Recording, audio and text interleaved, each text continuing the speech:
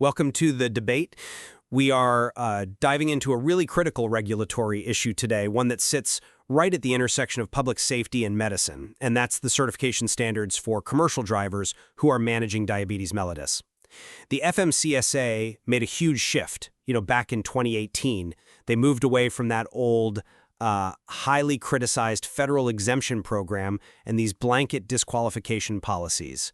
They brought in a new process that mandates an individualized assessment, which involves both the certified medical examiners and, crucially, the driver's own treating clinicians. And that was absolutely the right move, medically speaking. Modern diabetes care is so personalized, but that shift, well, it didn't get rid of the core philosophical tension that you can see all through this material.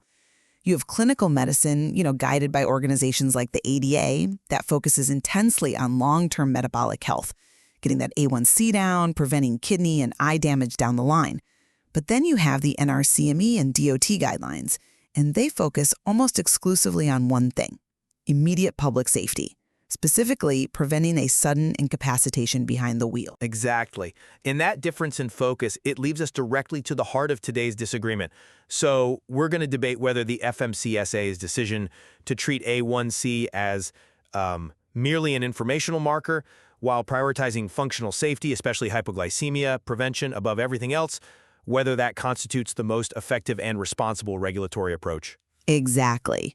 The core question is whether that really sharp line they've drawn between these acute safety markers and the markers of chronic accelerating instability, whether that's truly justified when you're talking about an 80,000-pound truck on a highway. Right. And I'm going to argue that this clear prioritization of acute functional safety is necessary, it's optimal, and frankly, it's the only viable approach for regulators whose primary mandate is to prevent accidents today. And I'll be challenging that framework. I'll argue that it fundamentally undercertifies the risk of underlying disease instability. And really, it ignores the rapid progression toward a functional disqualifying risk that's just inherent in drivers with profoundly uncontrolled diabetes. Okay, so my core thesis is this. The NRCME and DOT approach is the right one because the single most dangerous risk a commercial driver poses to the public is sudden incapacitation. And what causes that? It's caused by severe hypoglycemia, period. A high A1C doesn't make a driver suddenly lose consciousness. And the DOT guidance is completely unequivocal on this point. A1C is not a certification cutoff. It is explicitly not used as a pass-fail test because, and this is a quote, A1C does not predict sudden incapacitation. Okay, I don't dispute that. Physiologically, that's true. And A1C doesn't predict an immediate crash in blood sugar. So if we accept that premise, then the focus has to be entirely on functional and immediate safety markers. We have to prioritize a history of severe hypoglycemia, loss of consciousness, a seizure, needing help from another person in the last year. We verify the absence of complications that would functionally impair driving, like severe peripheral neuropathy or vision impairment. And we see this philosophy play out in the guidance. A non-insulin-treated driver with an A1C of, say, 10.4% can be certified if they have a stable regimen, no complications, and no history of severe lows. The system correctly prioritizes safety function over clinical optimization. And that example you just gave is precisely where I think the risk assessment fails. My core thesis is that the DOT framework risks under-certifying instability by treating a very high A1C, and we're talking about drivers who are consistently above 10%, maybe even 12%, by treating that as just a prompt to, quote, consider shorter certification.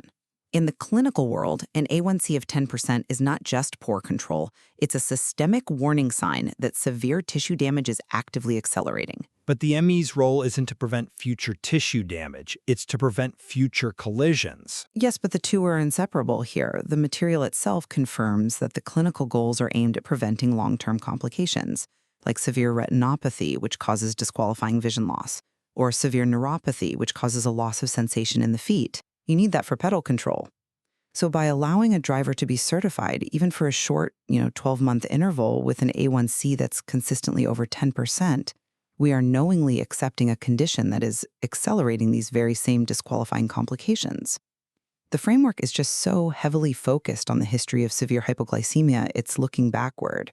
And because of that, it overlooks the drivers with this chronically high, unstable control who are, frankly, on a fast track to developing a functional definitive disqualifier. It's just outside the scope of a public safety regulation.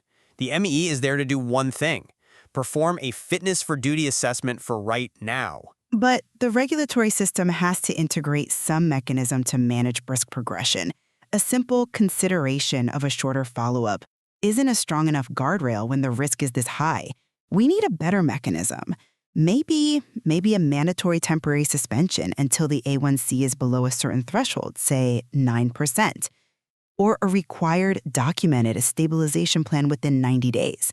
Something to aggressively address the metabolic health that is so intrinsically linked to these future safety complications. Okay, let's drill down into that point about A1C as a stability marker versus hypoglycemia history as a safety marker. I see why you want to make A1C a cutoff, but you'd really be misapplying the science. I don't think I'm misapplying the science. I think I'm highlighting a regulatory blind spot. Well, if the goal is preventing an accident today, A1C is simply the wrong metric. Just think about the physiological timelines. Severe hypoglycemia is a rapid, acute drop in blood glucose that starves the brain. It can lead very quickly to a seizure or loss of consciousness. That is an immediate, catastrophic, functional failure. And that's why the FMCSA is obsessed with preventing it, flagging previous severe events, and looking very closely at drivers with a very low A1C who are, aggressively tight on their control. And what about the very high A1C? The high A1C, in contrast, represents cumulative tissue damage over the last 3 months. It's slow, it's chronic damage. It does not cause sudden incapacitation. It causes neuropathy over years, not minutes. The NRCME guidance is structured around managing that acute risk, which is why they flag a low A1C, something under 6%, as a contextual safety marker. And that is exactly where the regulatory inconsistency becomes so glaringly apparent. And frankly, I find it structurally incoherent. You just acknowledge that a very low A1C is flagged as a safety risk because it's a marker of instability that can lead to acute failure. So why is one side of the instability spectrum, the low A1C, treated as requiring immediate scrutiny, potential grounding, while the other side of the spectrum, a dangerously high A1C, say 11%, is only treated as a suggestion for some administrative paperwork? Because the mechanism of failure is different. It's a different kind of threat. Low A1C can mean imminent physiological failure. High A1C means poor control that might lead to a functional failure in the future. The ME's immediate duty is to the safety of the road right now. High A1C suggests the examiner should, quote, consider a shorter certification interval. That acknowledges the instability, it mandates a follow-up, but it does so without violating the driver's ability to earn a living if they are currently functionally safe. That reliance just feels naive, though. An 11% A1C is not just a predictor of future complications. It is current overwhelming evidence of profound poor self-management and compliance. The material itself states that poor self-management is a key DOT concern and a general reason for disqualification. So if a driver clearly cannot manage their chronic condition, why would the ME ignore that direct evidence of noncompliance just because the consequences, the retinopathy or the foot numbness, haven't manifested yet? You're basically saying the ME has to wait until the damage is already done before they can act? No, the compliance failure is demonstrated if they failed to stabilize their A1C during that mandated short interval. You can't disqualify them on anticipation. You disqualify them based on current functional safety or failure to meet the follow-up conditions of their certification. I come at it from a different way when we look at the role and the reliance on the treating clinician, especially for insulin-treated drivers who are the highest risk category. The new rule relies so heavily on that treating clinician completing the MCSA FIDE-70 form where they have to confirm a, quote, stable insulin regimen and properly control diabetes. Well, you have to rely on the treating clinician. That's the whole point. That's what allows for the individualized assessment that the old system lacked. The clinician knows the driver's history and regimen best. But the regulatory structure puts that clinician in an impossible conceptual position. Clinicians are, ethically and professionally bound to help patients achieve strict A1C targets, usually below 7.5 or 8%, to prevent those long-term complications.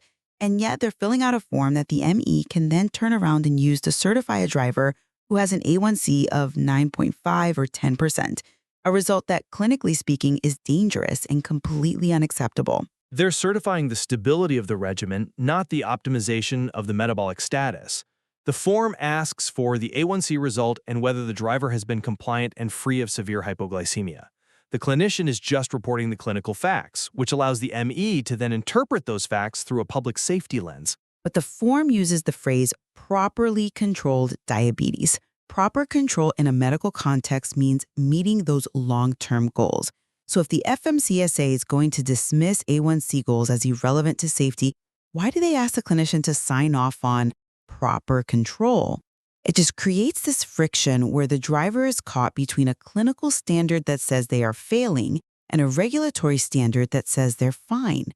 That structural conflict makes the MCSA 5870 arguably less reliable for a true public safety assessment than the FMCSA intended it to be. I think you're misreading the regulatory hierarchy, though. The ME isn't handing over the public safety decision to the clinician. The ME is asking the clinician, is this driver managing their condition consistently enough for you to provide reliable data on the critical safety markers, like hypoglycemia history? The ME remains the public safety expert who reviews that form specifically for those safety factors and for functional impairments. It is a necessary check and balance that got rid of the slow, bureaucratic exemption program and achieved the goal of a more accurate, individualized assessment, all while preserving the ME's final authority. I still maintain that the public safety reliance on that clinician's signature is substantial, especially for insulin users who carry that higher inherent hypoglycemia risk, which is why they have a max 12-month certification limit. You're asking someone whose priority is preventing blindness 10 years from now to certify safety for today, knowing full well the regulatory framework ignores the very marker, the high A1C, that is screaming long-term risk and non-compliance. That brings us right back to defining disqualifying risk. And the DOT has to do that functionally, not predictively. The standard is pretty simple. Does the driver pose an immediate risk of incapacitation, or do they have existing functional deficits? If they've had recent severe hypoglycemia, they're generally disqualified. If they have a loss of pedal sensation or vision below standards, they're disqualified. That is the necessary regulatory limit. That's an interesting point, but I would press harder on this issue of high A1C as direct proof of non-compliance. We know that poor self-management is a general disqualifier. If I'm an ME and I see a driver with an A1C of 11.5% who is otherwise asymptomatic today, I have definitive, quantifiable evidence of months of failure to comply with their regimen. It's evidence of poor clinical control. It's evidence of poor compliance. And in the high-stakes environment of commercial driving, shouldn't that evidence of failure to manage a potentially fatal condition outweigh the temporary absence of a severe hypoglycemic event? I mean, that 11.5 A1C driver is fundamentally unstable and is actively progressing toward a functional complication. We are essentially allowing a highly unstable person to drive an 80,000-pound vehicle based on the hope that the functional disaster, the blindness, the neuropathy, will just happen to hold off for another 12 months. I'm just not convinced by that line of reasoning because it fundamentally undermines the individualized functional approach the FMCSA works so hard to implement. Immediate disqualification based solely on an A1C number, a number that is explicitly not a regulatory cutoff, well, that just returns us to the blanket exclusions of the past. If the driver is functionally safe today, no severe lows, no sensory deficits, they meet the current fitness standard. But what about the economic inefficiency of it all? By certifying a driver who is actively progressing toward disqualification because of preventable, uncontrolled diabetes, the system ensures higher turnover and the necessity of finding new drivers sooner rather than demanding better control up front. This isn't just about safety. It's about responsible resource management. And the system handles that instability not by denying them their career today, but by managing the risk through the administrative lever of a short certification interval, 3 to 12 months. That short interval forces an immediate follow-up and demands stabilization. If they show up again in 6 months with an A1C still at 11%, that is the verifiable failure of compliance and the justification for the next step, which is disqualification. The FMCSA needs to draw the line where the immediate public safety threat is quantifiable, not based on predicting a long-term medical trajectory. So we accept a higher risk profile today to ensure fairness and efficiency in the exam, even if it accelerates the inevitability of the very functional failure we're trying to prevent. That just seems like a short-sighted compromise in a safety-critical industry. I believe it is a practical compromise that prioritizes the most lethal threat, sudden incapacitation, while providing a pathway for both employment and stabilization. So to summarize my position, the FMCSA standards correctly prioritize immediate public safety. They do this by targeting the most lethal threat, which is severe hypoglycemia, and by verifying the absence of functional impairments. This framework correctly acknowledges that clinical targets, which are aimed at metabolic optimization, are inherently different from DOT safety goals, which are aimed at acute accident prevention. Hypoglycemia risk must remain the absolute top priority, and that short certification interval is the appropriate regulatory tool for managing metabolic instability without resorting to unjustifiable, career-ending exclusions. And while I do agree that the focus must remain on safety, I contend that the framework is vulnerable precisely because it treats chronic severe metabolic instability, which is evidenced by a very high A1C, as a minor administrative issue. By doing that, it allows a predictable active progression toward definitive functional complications like vision loss or neuropathy, which are permanent high-risk conditions.